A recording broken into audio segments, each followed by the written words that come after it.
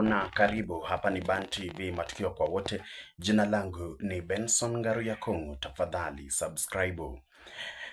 Kabla ya uchaguzi mdogo uliofanyika katika maeneo tofauti tofauti hapa nchini tarehe 27 mwezi wa 11 mwaka wa 2025, ni kwamba kulikuwa na tetesi aliyekuwa seneta wa Baringo hapo awali Gideon Moi angeweza kupigania kiti hicho, lakini tuliona ya kwamba hakuweza kupigania kiti hicho, na hata tukaona mkutano kati yake na Rais William Ruto. Baada ya mkutano huo, wengine walisema labda wameweza kusikizana, atapewa nyadhifa za serikali kama vile mawaziri kati ya zingine.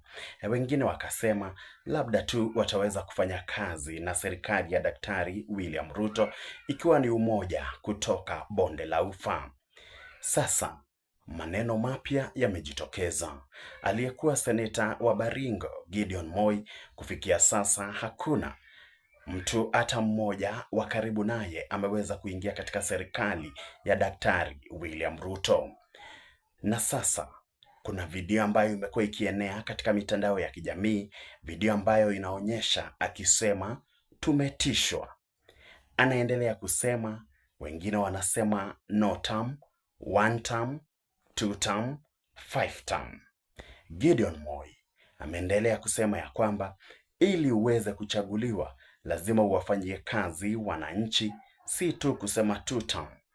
Lazima uwafanyie kazi wananchi ili uweze kuchaguliwa tena.